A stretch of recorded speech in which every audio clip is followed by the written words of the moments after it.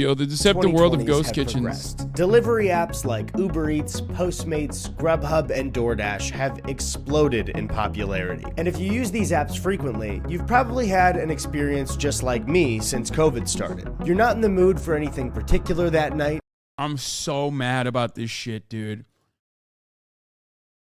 I've ordered from like 11 different fucking stores. Okay, with like 11 different names. It'll be like Golden China Teriyaki. It'll be like the best teriyaki joint. Chicken wings and teriyaki.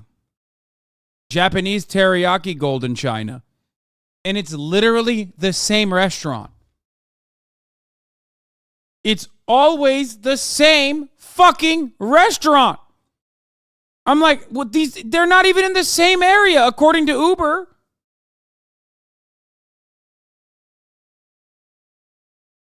It's straight up the amount of times where I've had buffalo broccoli, okay? The amount of times I've had buffalo broccoli. I didn't order burritos. From the exact same buffalo broccoli. From like 8 different restaurants. First world problems. I ordered complimentary salsa.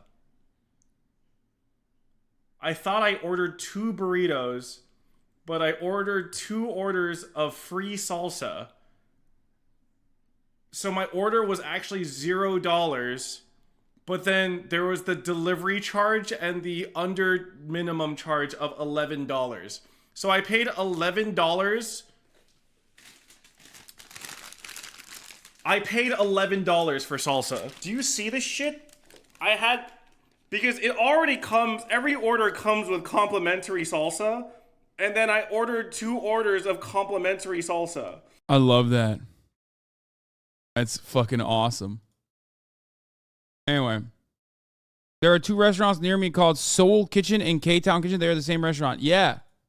So you scroll through restaurant after restaurant looking for something that'll catch your eye. And one restaurant finally does. But not because it's what you're in the mood for. It's because something about this restaurant feels off. The app says it's 0.1 miles away, but you don't recall ever passing this store or seeing its storefront. And the pictures on the app don't look like a local restaurant near you. They almost look like stock photos. Even the restaurant name doesn't seem like a local family restaurant. It feels like something that would be on a neon sign in a white millennials taco restaurant. Something like Taco Bout It, or Love Tacos, or You're Tacoing Me Crazy. Now, some people might already be aware, as I... Dude, this music is fucking hilarious, though. Like motherfuckers playing the Cyberpunk or Blade Runner 2049 soundtrack behind, like, talking about... I love that. I was of what these restaurants are. But when I decided to make a video on it, the rabbit hole kept sinking deeper and deeper. So today, I want you to follow me down this rabbit hole of food and restaurants. But I must warn you, it's sticky. So I gotta pee. Bring a baby wipe or some hand sanitizer or stand next to the sink.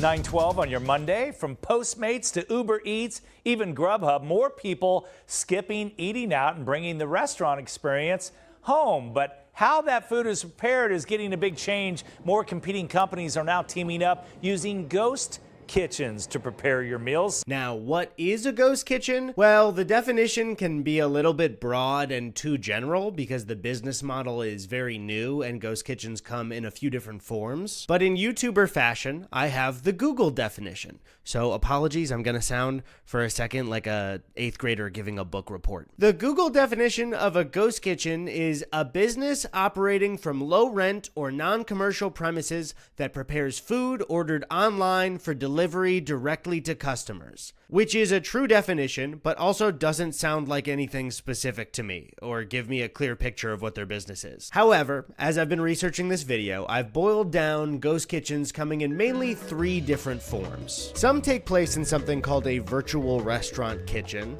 others make their food in mobile trailers, and some are in existing restaurants. But I want to start with virtual restaurant kitchens. So a virtual restaurant is a restaurant that exclusively sells through delivery apps. The actual building it's made in is a virtual restaurant kitchen that houses many virtual restaurants. And nothing showcases one of these places better than this TikTok I found from a guy named Clayton who is delivering for Uber Eats. So this is what is called a ghost kitchen. It is a select set of restaurants that are featured. The food's cooked here. As an Uber Eats driver, you come up here, you select your restaurant. Mine was supposed to be Drunken Dumpling, and then my order was Omar here. And what's crazy is, then, for right now, I'm waiting. There's your order board, and then once that's ready, one of these lockers will unlock, and the food will be ready. And this will become our future. I mean, You guys didn't know this? Y'all thought this is you weren't aware of this? I feel like we've like briefly covered this.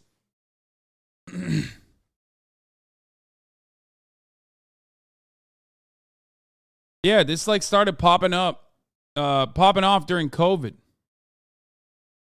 Yeah. But this will become like all food. Great. Yay, future technology. Now, there are definitely cases of one person owning a virtual restaurant kitchen, but these places are mainly owned by tech startups. So there is a chance that a pizza place that you get delivery food from and a Chinese food place that you also get delivery food from are not 2 separate restaurants, but one kitchen owned by the same company. But I started to wonder how common these places actually were. And it's fucking awful. Like, the food quality is such dog shit, dude. It's crazy. Could I find one near my neighborhood? And I did. I won't be showing the address, but I sat down at my computer to look at delivery apps until I found a specific address that had multiple restaurants in it. And if you look here, as I started to go through just Uber Eats as an app, I started to find that this address had a lot of restaurants in it. If I were to ask you what you thought, really nothing wrong with it. If the food is ass, it'll die anyway. It cuts a ton of overhead and is very profitable. Yeah. A lot of restaurants running out of one kitchen would be, it kind of depends on how familiar you are with ghost kitchens and virtual restaurants. So you might be thinking, I don't know, 2 is a lot of restaurants. Potentially 4. Could it be like 5 or 6? So I counted the individual restaurants on Uber Eats. I think as long as there's no health code violations, which is probably impossible not to have in a situation like that, but as long as there's no health code violations, like I get it. It's like a food processing facility, basically. And I suspect there will be health code violations. But for me, listen, man, I grew up on street food in Turkey, okay? If something tastes good, I'll eat it. I probably ate a fuck ton of pigeon meat, not realizing that I was eating pigeon meat. But it tasted delicious, okay? And my most, like, the thing I hate the most is not necessarily the litany of health code violations, but instead the fact that it tastes like fucking dog shit, and they deceived me. I wanted Golden China Kitchen, okay? Or Golden China Chicken, one or the other. But they're both the same, and they both taste like doo-doo.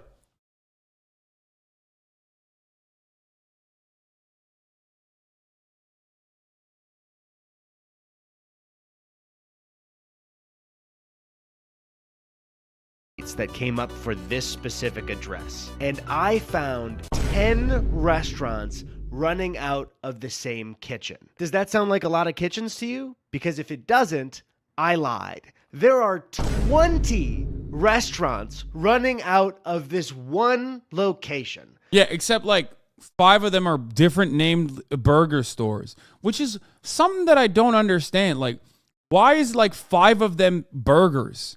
But they have like different names. And then the other 5 are Chinese food. The other 5 are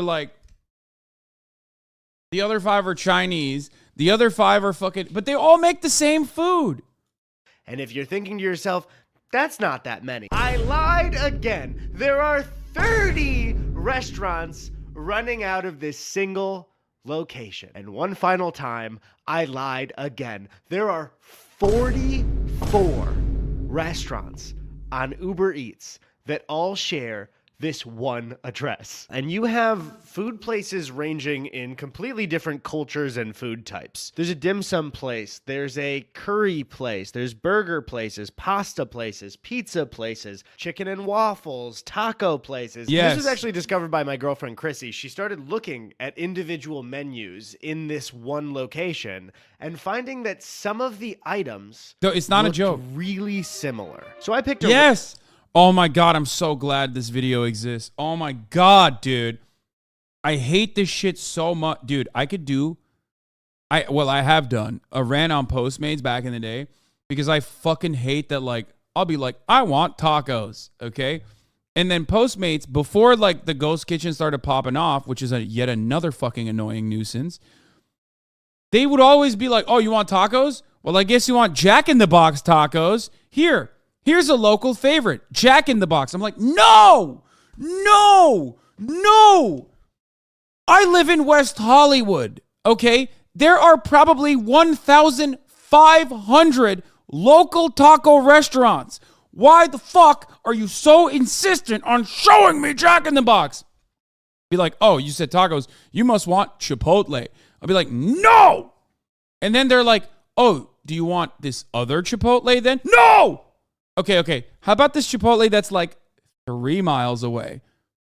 And it's fucking psychotic. Like, no, man. No. If Postmates, instead of probably getting paid a shitload of money by these massive fucking franchises to place them at the top of the fucking search bar, actually had like a better review system, okay? They use the goated app. They would destroy. But there is no competition there. It's like barely DoorDash has like a little bit of competition. Why are you guys throwing Pago on top of? It's the middle of the hour. There's only a secret 1-minute ad break here. Shut the fuck up. Don't Pago me. Not top of the hour. Because local places have to opt into delivery services and it hurts their overhead. But they are. They are in the fucking delivery services. And that's the worst part. When they're in the fucking delivery services, I want to find them, and I can't find them. Sometimes it makes it even harder to find them inside when I know the fucking restaurant's name. Random item from one of the restaurants that was featured here. It's a restaurant called The Codfather, and I found a beer-battered cod sandwich for $16.95. And right here it says in the description, it is a beer-battered North Atlantic cod, slaw, red and white cabbage, lemon herb aioli, and a brioche bun. So I looked at another obvious choice at the same address, at Sunset Beach Fish and Chips. And would you look at that? There's a beer-battered cod sandwich for $16.95. That is a beer-battered North Atlantic cod, slaw, red and white cabbage, lemon herb aioli, and a brioche bun. Interesting. 2 separate restaurants on Uber Eats, appearing to be completely separate businesses, selling the same item with the same description for the same price. So I looked at another place that had a beer-battered cod for $16.95, same description. And I looked at another place, and another place, and another place, until I had filled up my cart with 9 identical beer-battered cod sandwiches. And I'm going to go with Chrissy to pick it up at the same exact location. That's right, we're gonna drive to one kitchen to pick up the same sandwich from 9 separate restaurants. By the way, the sandwich is $16.95 for just the sandwich. So I'm about to pay, what's that, times 9? But what's the point? Illusion of choice? I just realized, you know what it is? They probably avoid extra scrutiny. You order from fucking Fish and Chips, and you're like, oh, it sucks. Oh, ew, this place sucks. And then you order from Beer Bitch, okay? And they're like, oh, this place sucks too. And then you order from, I don't know, Fish Me Out. And then you're like, oh my God, it's the same sandwich. What the fuck? 1, they're avoiding additional scrutiny that you normally would get if you're like a shit restaurant. 2, they've also flooded the marketplace with the same restaurant 11 times over. So now an actual Fish and Chips restaurant that isn't a part of the ghost kitchen is getting drowned out in the search engine. That's it.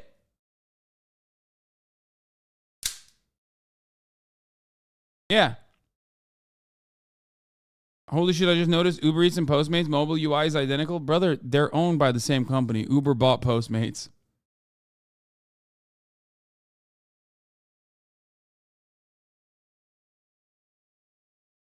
I'm going to do it in a calculator. You can't force me to do math off the top of my head. I could have done it now, but I need to find my phone. All right, so if I just do the quick math on here before fees are involved, I will be paying just $152.55 to potentially try the same sandwich 9 times. So Chrissy and I started the drive. It took about, 20 minutes to get there. God, that was beautiful.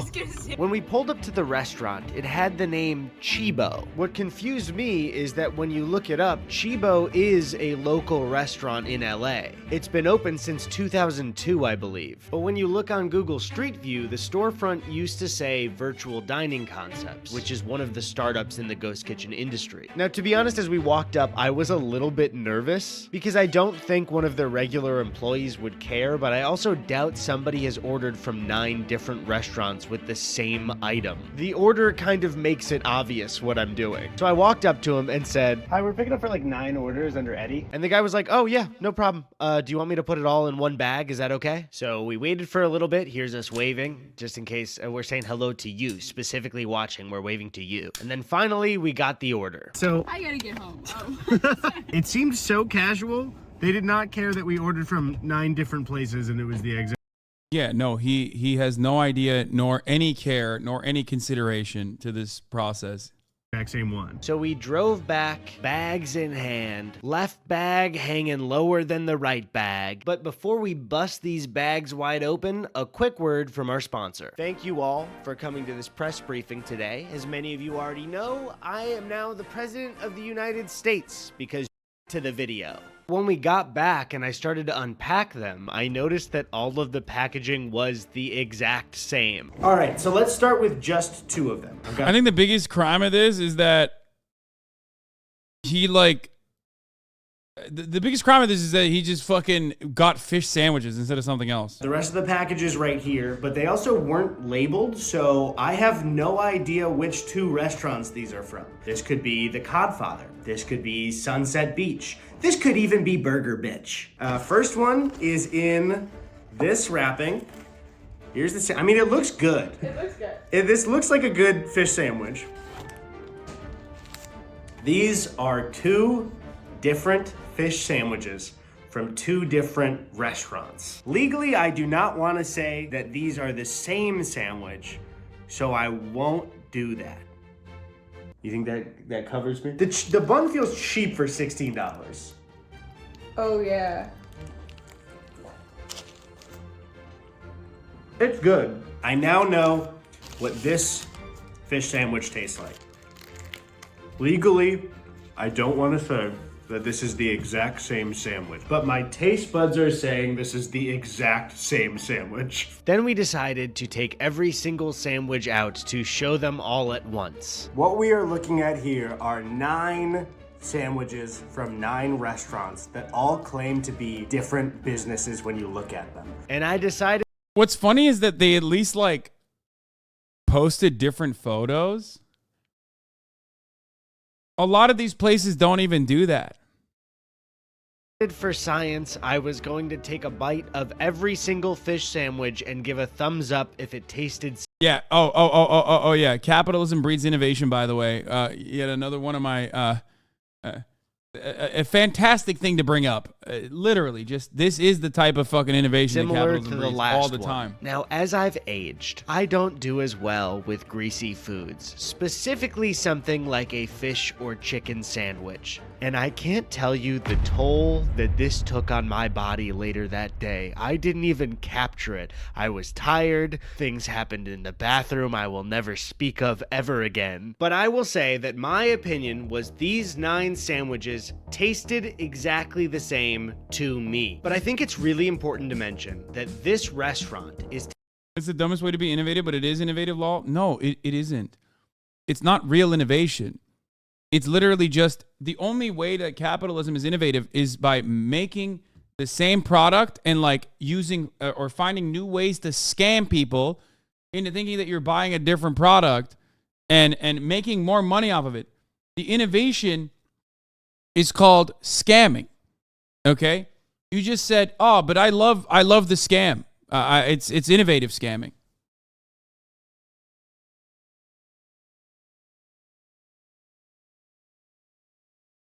Taking up 44 slots on delivery apps. They are competing directly with small businesses, some of which are owned by families. Now, I don't know if Chibo the restaurant owns this or if Virtual Dining Concepts bought Chibo to use their name as a brand, but would you be surprised to learn that there is another Chibo within 4 miles of the one that I just showed you? And together they take up 77 restaurant slots on Uber Eats. So whether or not Chibo is its own new company or just a Okay, I'm beginning to realize that I've been Chibo'd like 1,000 times. front for Virtual Dining Concepts, I want to take a second to talk about VDC. Virtual Dining Concepts, or VDC, is a major ghost kitchen company. And when you go to their website, they have a collection of brands that they work with. You have Mr. Beast Burger, which we will talk about later.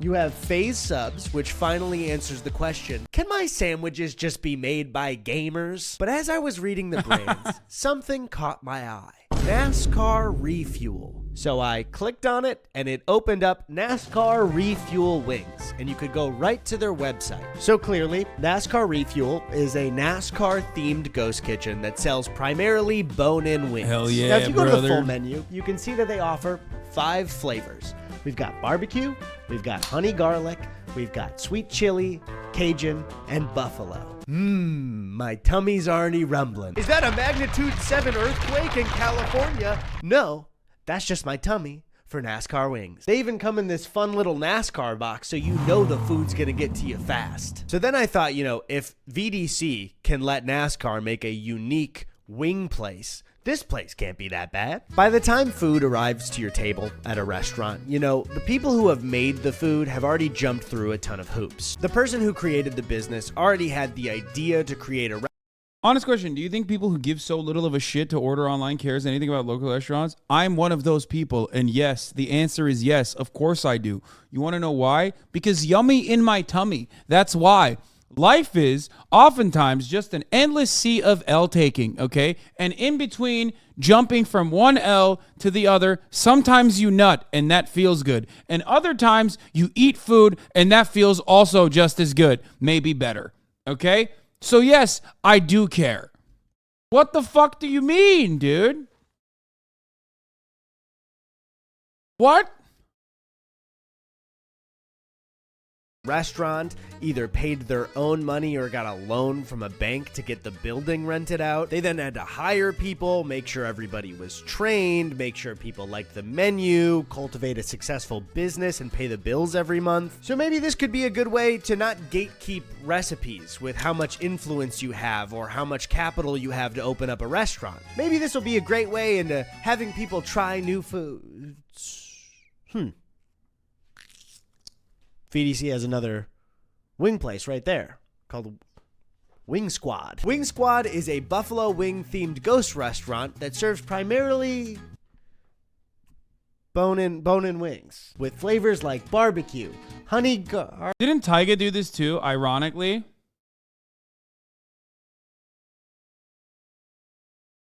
What the fuck is right or wrong with you? You sound extra angry and extra funny when you're on this topic. Dude, this is one that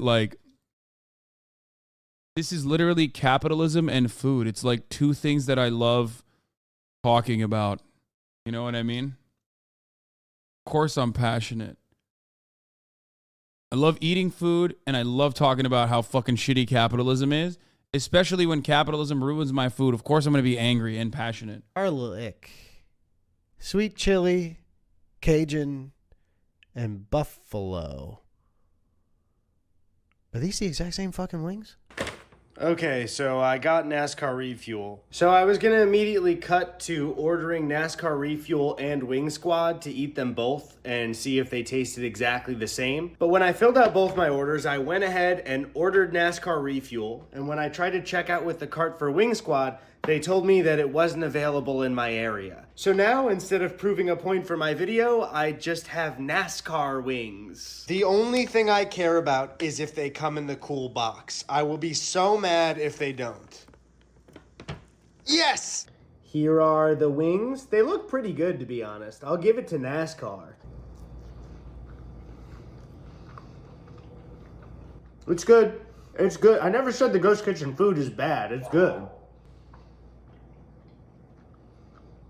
I scared the neighbor's dog. But I want to get back to VDC's website because they seem to be the leading brand in working with content creators and celebrities to create ghost franchises. Hi, I'm Robert Earl, a fellow restaurateur and the founder of Virtual Dining. I thought he said his name was Roberto, like Roberto, but said in a British way.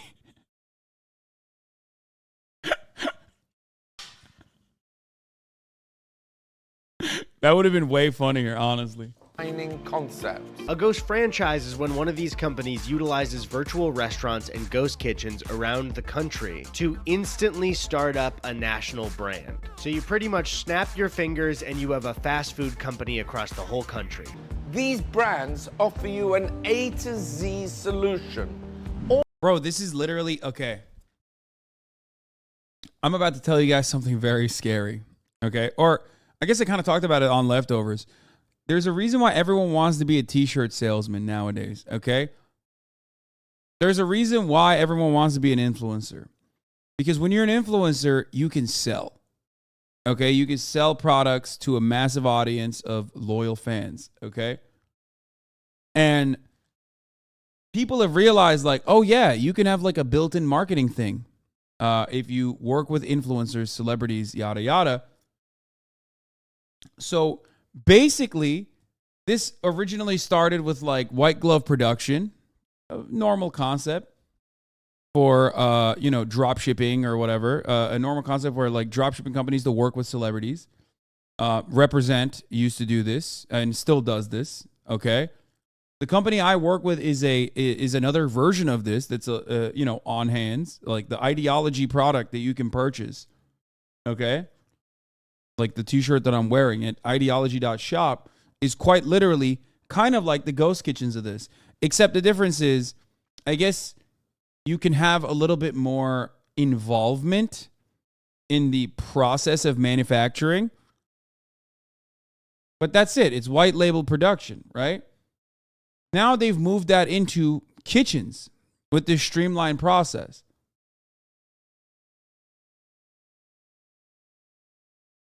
PFT is a part of Barstool's Ghost Kitchen, part of my cheesesteak.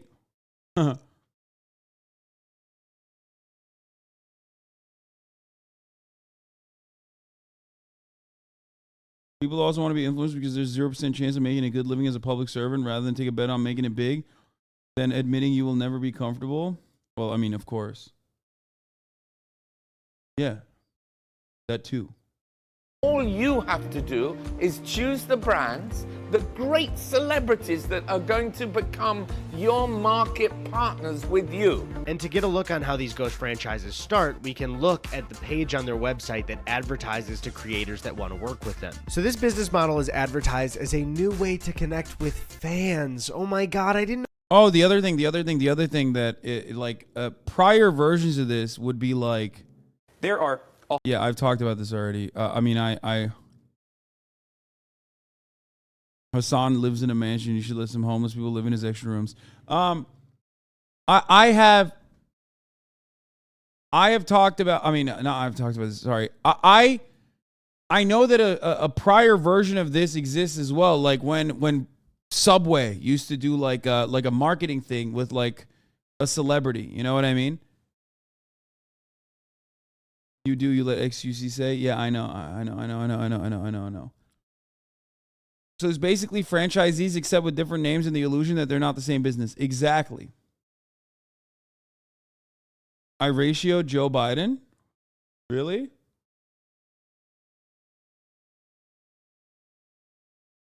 Yeah.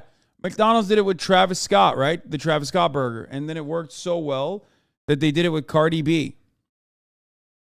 Cardi B and Offset Mickey D's meal. They're doing the same shit. Subway still does it too. right? But this time, you get to act like you own the entire fucking restaurant. No, it was for the fans. So step one is to create your vision. They give you a more intimate and experimental way to connect with your followers. Finally, I can get intimate with Mr. Beast by shoving a Beast Burger or a Carl's Deluxe down my gullet. Just absolutely gargling No making fun of Carl's Deluxe. Beast-style fries. Then you work with them to create a menu. I would assume it's more so like, hey, you want to sell pizza? Do you want to sell pepperoni or sausage? Then they say to market the brand. Oh, fuck. I ratioed the president. Oh, my God. Connect with your... That's sick. Dude, I ratioed the president. That's fire.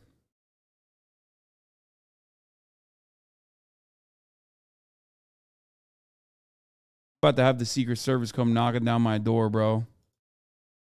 Anyway. Follow Carl's. Then you work with them to create a menu. I would assume it's more so like, hey, you want to sell pizza? Do you want to sell pepperoni or sausage? Then they say to market the brand, to use your social following and platform to connect with your fans beyond merchandise. Use the food in your content. See, guys, it's about connecting to fans. This is not a soulless way to cash in on your fans by selling them food that you didn't create, okay? It's not about making money. So let's see step 4. I gotta stop getting tricked by corporate speak. I thought Mr. Beast wanted to be intimate with me. Sounds like your friend Ray's involvement in skincare products. Brother. Are you really that mentally ill? Like, really? Really? Like, how many, what was it, 2 years ago? How many years? Was it 2 years ago? It was 2 years ago, right? Literally 2 years ago. She literally immediately canceled a product partnership that she had with a makeup brand, which then they took the project on and didn't even change the name and worked with another person with the name Ray, Addison Ray, and nobody gave a shit about it. That's crazy. She didn't even sell them, you fucking dingus. That's crazy. Aren't you a proud owner of the product, though? I am. It's behind me somewhere. I mean, it's like funny. It's funny to meme about, but goddamn, dude. Deep cut.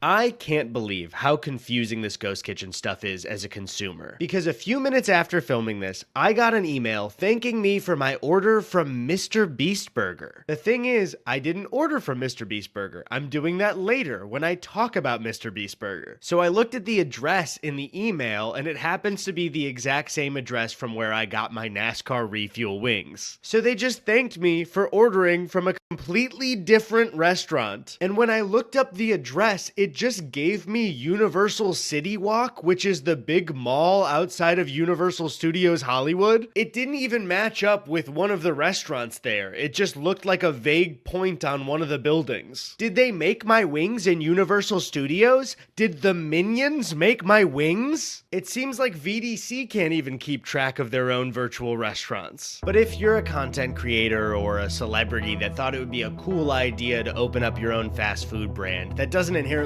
I don't think... Does Mr. Beast work with VDC? I doubt it. I feel like he has enough...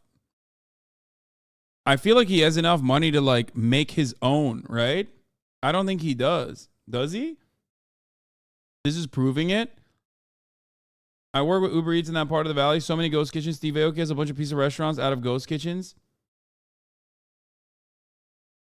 Dude, it's the first thing on their website. That's wild. Mr. Beast is Red Robin. God damn. He really just showed he does. I thought he would have done his own ghost kitchen. Like, literally. It seems like you would make more profits that way. Rather than just like, if your goal is to generate profit, when I've seen Mr. Beast is with others in a ghost kitchen like this, that makes sense. Or maybe he works on some locations. I've seen people say the quality of the burgers varies depending on the location. Yeah, see, because like someone is saying my Red Robin doubles as a Mr. Beast burger. So I wonder if VDC also works with different local restaurants or franchises that are like underwater to like utilize their kitchen as well. You know what I mean? Currently make you the devil. I mentioned 3 types of ghost kitchens before, and one of them is existing restaurants. Now these restaurants can be major chains or small businesses, and running these virtual restaurants out of a small business might help them keep the lights on. That additional revenue could be a lifesaver for them. The thing is, as I've been looking up stuff for this video, I would frequently get so lost trying to keep track of all the virtual restaurants. It would be hard to count how— Wait, actually, Buca de Beppo is the one that doesn't near me? Shut the fuck up. Wait, what? Dude, what the fuck? You should sell lettuce and call it HasanAbi heads, or a brothel called HasanAbi head? Yeah, let me become a pimp, dude. Buca de Beppo has fucking ghost kitchens? Isn't that like a relatively upscale franchise? Like, I thought it was like, what the fuck? It's not? I don't know. How many virtual restaurants are in one location or where a virtual restaurant was located. Sometimes I would look up Mr. Beast Burgers in my area, and when I went to the street view, they just didn't exist and also didn't have an address listed. And that's when I started to think, if I'm spending all day just trying to locate certain restaurants, how the hell are they doing health inspections for these places? Uh-oh. And that's when I stumbled on an article called "Do You Know Where Your Chicken Wings Come From" by the Boston Globe. The article centers— I'm gonna point this out one more time. I don't even give a fuck if it gave me explosive diarrhea, as long as it tasted good. Straight up. I don't even care if it poisoned me. If it tastes good, I'm fucking in it, baby. I'm in there like swimwear. Do not give a fuck. But the worst part of this is not that it's food poisoning. It's that it tastes bad. Okay? That I cannot— literally, I'm not even joking about this.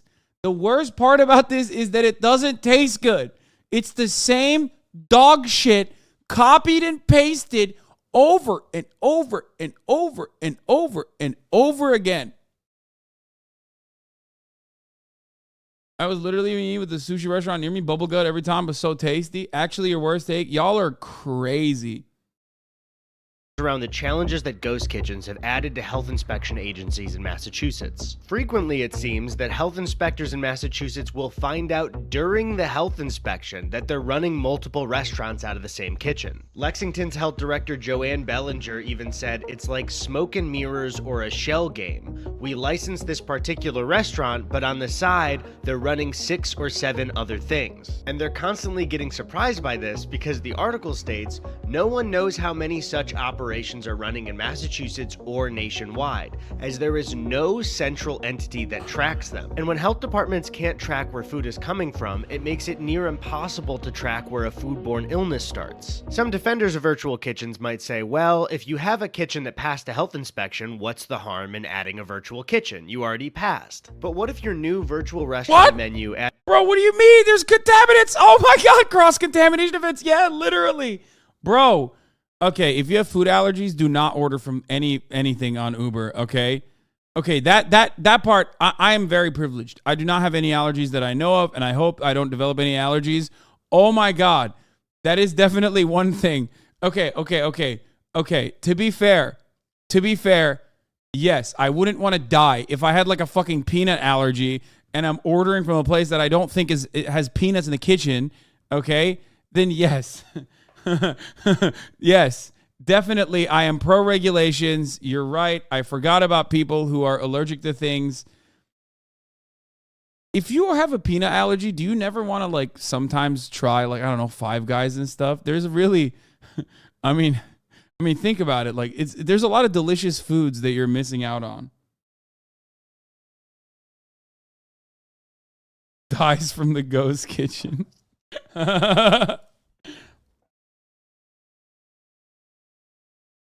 I was allergic to mango until my 20s. Now I eat a lot of them. Goofy ass family allergy. Wait. Do you think that's why Ethan has like an allergic reaction when he ordered like a whole bunch of Mr. Beast burgers? Like he's about to find out through his dermatologist that he has like a different allergy, and it was definitely not one of the Mr. Beast burgers. Like it's not a product that's supposed to be in the Mr. Beast burger. Adds an allergen that your original menu didn't have. You now need to be inspected again to make sure you're not cross-contaminating and feeding somebody something they're allergic to. And not only is the FDA struggling nationwide to keep up with this technology, in spring of 2022, Needham's health department encountered a Thai restaurant that the department had closed for repeated health violations that then opened up as a virtual Thai restaurant under a new name. And this isn't just Massachusetts. ABC7 Chicago discovered something similar in their reporting. But what if your food comes from a restaurant with health violations? The I-Team found restaurants with some of the most serious violations. The Buffalo Wild Wings on 513 West Taylor Street near the South Loop houses the ghost restaurant Wild Burger. The restaurant had recent failing inspections with violations including 100 fruit flies throughout the establishment and no soap at a hand washing sink.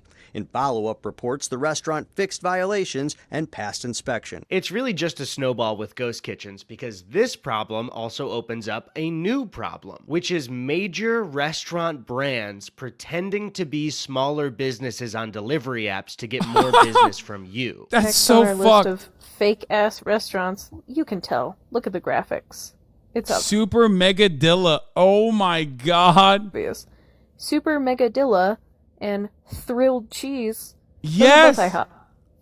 Both of these have the same address and it's IHOP. I want to know is how the fuck am I supposed to eat that as a fucking quesadilla when it's a full-blown fucking avocado and a full-blown fucking chicken tender? I can't believe that IHOP would do this. Surely no other major brands have done the exact same thing. Maggiano's Italian Classics. This comes from Chili's. It's Just Wings also comes from Chili's. Tender Shack comes from Outback Steakhouse. So I guess we have a new problem to worry about. Sometimes the virtual restaurant isn't even real, and sometimes I guess now it's Chili's. I've been researching for this. Okay, I will take that over fucking, poisonous Thai food from a restaurant that was forced to be closed before, though. Because, like, at least Chili's is, like, kind of bomb. You know what I mean?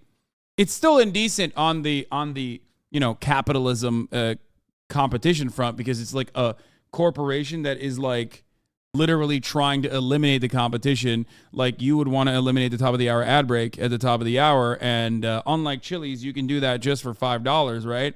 By subscribing for $5 or for free, you can eliminate the top of the hour ad break and have an uninterrupted broadcasting experience. All you need to do is subscribe. You can also get gifted a sub if you're lucky. Chili's never failed to both taste like shit and give me massive food poisoning. I don't know. Lariat Darling, thank you for the 3 gifted subs, allowing 3 people to no longer see the ads at the top of the hour. There's also a mild food allergy that millions have without knowing. Their lips tingle and swell up a bit when they eat fresh fruit. It's called an oral allergy syndrome, and it's so common. Wait, I have this. Wait, really? Are you serious? That's an allergy? Or are you just fucking with me?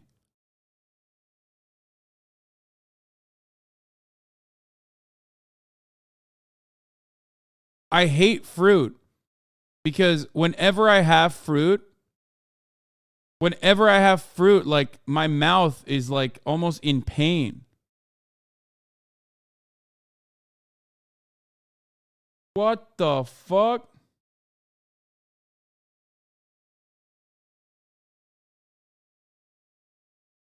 I mean, I still eat it every now and then, but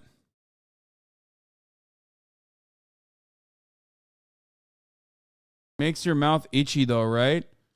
Kind of. Yeah, pineapples. Yeah, can't eat too much pineapples. Yeah.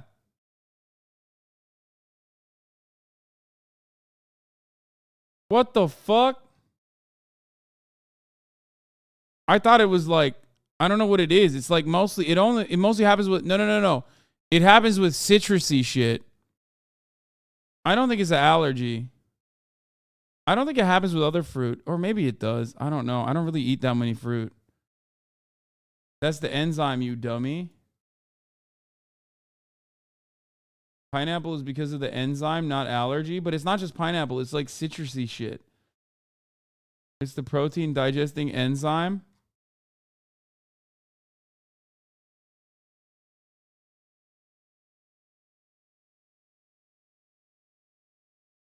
The only reason why I'm saying pineapple, kiwi, pineapples, apples, strawberries are most common.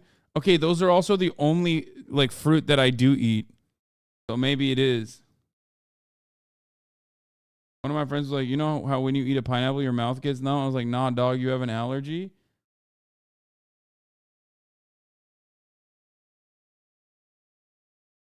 Wait, what the fuck?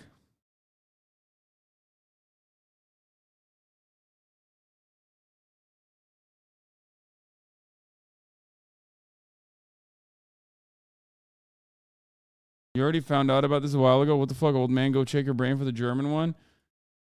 Is you're going to the doctor already? What do you mean?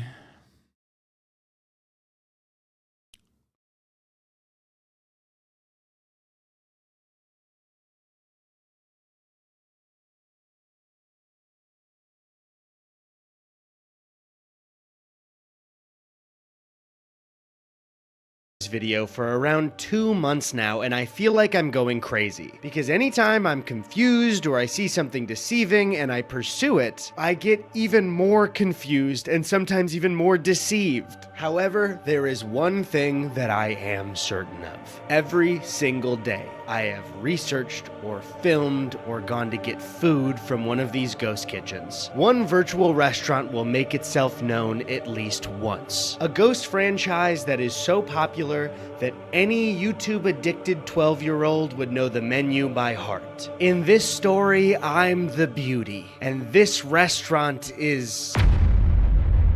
Wait, I talked about this on stream before? Mr. Beast Burger is one of, if not the most popular ghost franchise in the United States. The ghost franchise was created by YouTube's golden boy and Elon Musk reply guy, Jimmy Donaldson, aka Mr. Beast. We will be spending 24 hours in this insane asylum. I built 2 massive circles and put 100 boys in one and 100 girls in the other. I am not eating any food for the next 30 days. The reason I've waited so long to talk about Mr. Beast Burger is because it utilizes all 3 main forms of ghost kitchens, including trailers. Ghost kitchen trailers are exactly what they sound like. They're a trailer that runs multiple virtual restaurants out of it. Now, the leading company that owns these trailers seems to be Reef Global, but as I've been reading some articles about it, it seems like Reef isn't doing so hot lately. They've had a lot of big companies pull business from them. It even looks like Wendy's had a projected 500 locations set to open, but they cut that deal, and Reef later exited its Houston market and laid off 5% of its workforce amid low sales and a rash of permitting and safety violations. Let me just look up what safety violations there are. Okay, so I just found this Wall Street Journal article called "Ghost Kitchens Are Proving to be a Messy Business as Reef Global Shows." The article starts by saying a few seconds after a cook turned on a stove in a tiny mobile kitchen in a Houston parking lot in April, a fireball erupted from the propane burners, flaring out into the center of the trailer owned by Reef Global Inc. While the cook escaped harm, she happened to open a refrigerator at the same time that shielded her from the flames. It was the second such incident at the same Houston trailer in 4 months. The first one injured a different cook as flames scorched her face and gave her kind of a warning for this to be kind of violent language, so skip forward 10 seconds if you don't want to hear this. Gave her 3rd-degree burns on her hands that caused the skin to peel off her fingers, rendering her unable to work. Wall Street Journal. Did you hear how bad her hands got burnt? How can she work? How can she contribute to the company? A similar fireball in San Francisco injured another Reef employee in the spring, according to the former Reef managers briefed on the 3 incidents. And on top of that, there's also an insider article about leaked Reef emails, where they're talking about nearly a full year of complaints from Mr. Beast Burger, where customers were served uncooked chicken and raw burgers. This is not directly Mr. Beast's fault, and I'm sure this happens with regular fast food franchises, but this problem is a lot more difficult to solve when you have no real locations. And up until very recently, this business was solely run out of ghost kitchens. And in interviews, Jimmy doesn't hide that fact at all. He's actually one of the only people I see being open and honest about their business and ghost kitchens. Is it cool to own a burger joint? So when I first started it, this is when COVID was at its height. So we started a virtual restaurant. A lot of restaurants were laying people off. And Beast Burger, originally why we got into it, is it was like a way for restaurants to make extra money. Yeah. So if you're a mom and pop, and, you know, that lockdowns, you can't even serve people in your fucking restaurant. Your revenue just cut in half. You could just start serving Beast Burger, and then anytime anyone within 8 miles places an order, you fulfill it, you get to keep a majority of the revenue. Yeah. Now that's a pretty noble motivation to opening up Mr. Beast Burger, but Jimmy just doesn't talk about the fact that they do this also out of existing restaurants that are major corporations, and the fact that they ran them out of Reef trailers. Anyone, anywhere can just start serving Mr. Beast Burger. You just take our training course, order our ingredients and packaging, and then turn it on all the websites. So it's the same ingredients. Mm-hmm. Oh, so it tastes the same. Mm-hmm. And I understand what Jimmy's trying to do, but you really shouldn't make it that accessible for anyone anywhere to start serving Mr. Beast Burger to customers. Because again, I start thinking about the health inspection stuff. People all over the country, primarily kids. I'm sure all of his restaurants are mom and pops. I think like that's probably beneficial for the mediator in that situation. And I don't think Mr. Beast gives a fucking shit. You know what I mean? They were overpriced and tasted extremely mid in Toronto.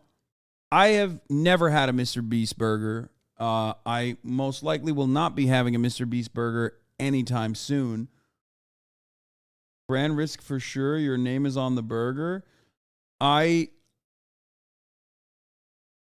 worry you'll actually read one of my shitty comments and permaban me. I'm kidding. They absolutely are not, Lamau. Yeah, no, I know. I assume that like this is just literally straight up yet another way to fucking generate revenue. Like it is. It is a way to generate revenue for pre-existing brands, for pre-existing franchises, of course. Are eating this food. Ultimately, though, and I gotta repeat this over and over again. If they fucking slapped, I don't give a shit. As long as, you know, they are also maintaining safety standards. That's it. But the reason why I don't eat it is because, like, as much as I've seen it, like, it doesn't... You might want to talk to Will about how you're not eating a Mr. Beast burger.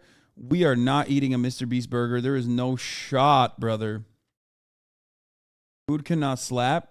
Yes, it can. At the top of the hour, the fucking ad break slaps you in the face. Okay? Which I feel like in my brain, I already did this segue.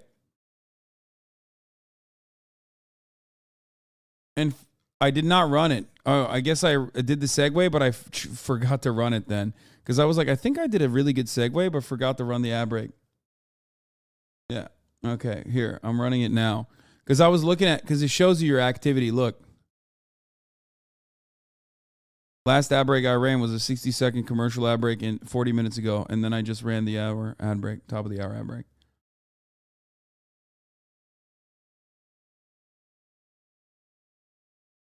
You need to have some kind of barrier for the quality of it. And so he's sort of transparent about the Ghost Kitchen stuff in interviews, but let's also look at what he actually told his fans. When the business opened in 2020, this is how it was announced to 144 million people. Bro, I'm one of those people. Like, until recently, I thought this shit, like, I never watched the Cody interview. I'm one of the fucking people. I literally thought he, like, opened up a burger joint. I opened up the world's first free restaurant. And if that wasn't enough, I also paid people to eat at my restaurant. Put it on up. Yeah! I've never ran a restaurant before. Bye! And that was our last customer. If you like what you saw in this video, you too can eat Beast Burgers. I literally just opened 300 restaurants all across America. But we only serve people through delivery apps. Basically, open up whatever you use and search Mr. Beast Burger. And you can order anything from our amazing and delicious menu. And like I said, we have hundreds of locations all across America. Just open up your favorite delivery apps and search Mr. Beast Burgers. So while this isn't a direct lie, I would have liked him to be less vague about opening 300 locations. Because this is the Mr. Beast Burger that 144 million people saw, complete with its own branding and even a drive-thru. And this is the Mr. Beast Burger that I just ordered from. The small business was connected to this building, and when I went in, they didn't even realize that an Uber Eats order for Mr. Beast Burger had come through. Obviously, it appeared as their own business. There was no Mr. Beast branding anywhere. They told me it was going to be a 20-minute wait, so I went back to the car to wait with Chrissy. Do you think if we ask them, they'll sign this? I hope. I really hope. When I finally went back in and was handed the bag, I noticed that it wasn't a Mr. Beast burger bag, it was one of those regular thank you bags. Regardless, we headed home, bag in hand, bag hanging low. This is literally a byproduct of just straight up streamlining this process. Quality control is gone. You're like, for all of its faults and failures, like at least McDonald's has like super severe, sometimes very strict, too strict franchising rules, right? Like literally all of these like fast food chains, fast food franchises have like insane rules, which by the way, ironically, they make money off of, like McDonald's utilizing or McDonald's forcing contracts on ice cream machines, which is why ice cream machines are always fucking broken. You know what I mean? Upon their franchisees. So like they're maxing out on the fucking profits. McDonald's is not a burger place. It's a real estate company.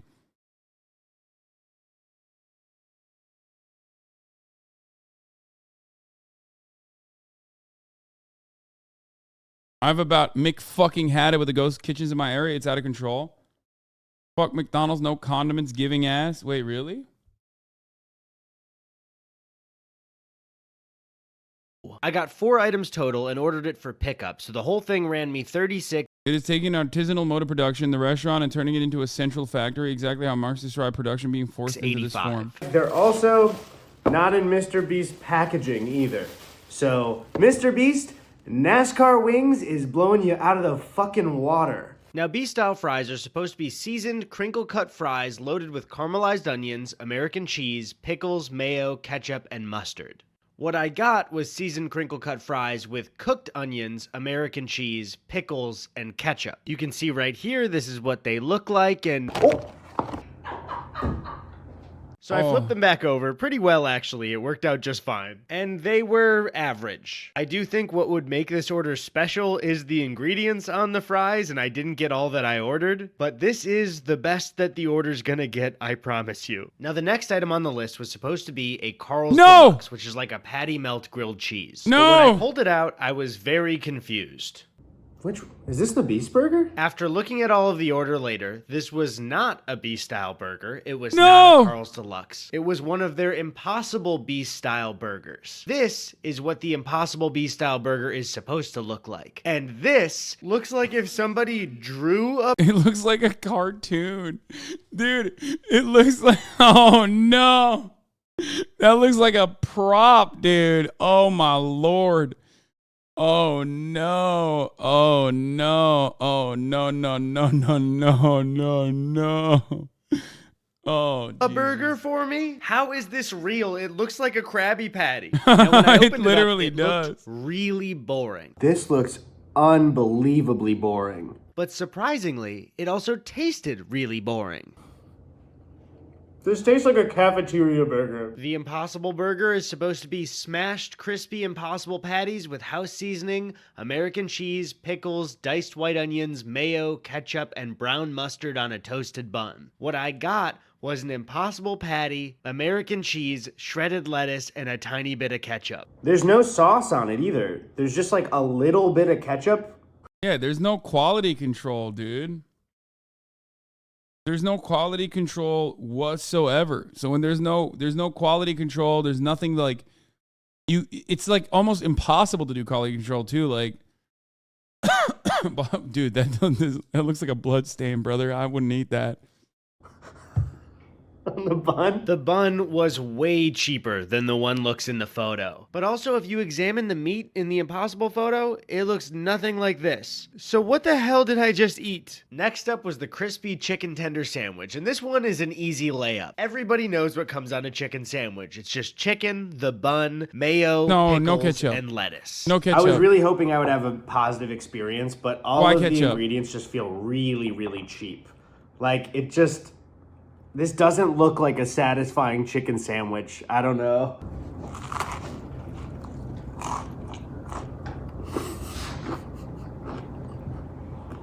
It's so dry. What I got was the chicken tender, some shredded lettuce, and a tiny bit of ketchup. I mean, I think this is literally just people being able to get away with like serving lower quality shit because of the marketing associated with it. But there is 0% chance that this is like once the gimmick is over, or because of how hit or miss it is, like I suspect that I wonder if the gimmick itself like plays into it, because like it seems like you're like you think maybe you have a pop-up kitchen somewhere, you have a Mr. Beast burger maybe at a different place, and you're like, oh, it actually tastes good. Or one of your friends has a Mr. Beast burger somewhere where they actually make like a decent one, and then you fucking turn around and you order it at home. Boom, you just paid. You paid for that, but it was dog shit. You know what I mean? Like you'll never order from there again. Because I've heard this too. Like people say like, I've heard this as well. Ours is actually really good. Like, because you're probably getting it from maybe not like a local mom and pop shop that doesn't really give a shit at that point. They're just like fucking trying to make ends meet. And instead you're getting it from like a Red Robin, which at least has like some level of quality control, I think, even though Red Robins are dog shit too. You know what I mean?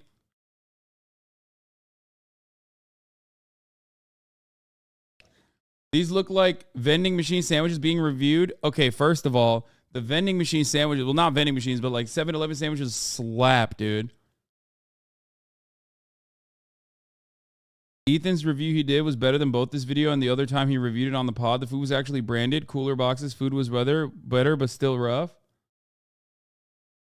Lastly, we had the main event. The very item that carries the name of this Ghost franchise. The Beast Style Burger. And man, this one kind of pissed me off because I ate it, and while I've been editing it, I noticed that the camera got a better angle of the meat than I did. Man, this is supposed to be a smash burger. What the hell is this? Now, when it comes to Mr. Beast Burger, do I think that Jimmy was intentionally trying to mislead people in his video? Or that he ever wanted to serve people uncooked beef? No. Of course not. Jimmy is a little bit younger than me. I think he's like 24, but he's also CEO brained, so I'm pretty sure he doesn't give much thought to anything but making the biggest videos in the world and growing his company. However, I will say that the quality of that food was really bad.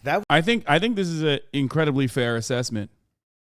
Yeah, literally. Was probably, no exaggeration, the blandest fast food I've ever had in my entire life. So I think my one piece of advice to Mr. Beast that he's not going to listen to because I have less subscribers than him is just give a little bit more thought into the businesses that you're running, because the Ghost Kitchen stuff is really like the Wild West of food. And there are a lot of really young, impressionable people watching what you do, so you just got to be a little bit careful with the businesses that you run. But that really got me thinking about the psychology of the Ghost Kitchen business. It really seems that a large form of this business is based on deception. And I started to wonder, how easy would it be to trick people into eating food that they've already had, but make them think that it's a brand new restaurant? It seems to happen every single day. We saw it with IHOP and Chili's earlier. So to test this out, I decided to pay thousands of dollars to do a real, legitimate focus group in Los Angeles. Now, to do this, I would need my own virtual restaurant with its own branding. My name is Eddy Burback, so let's go with something like Eddy's Burgers or Burback's Burgers.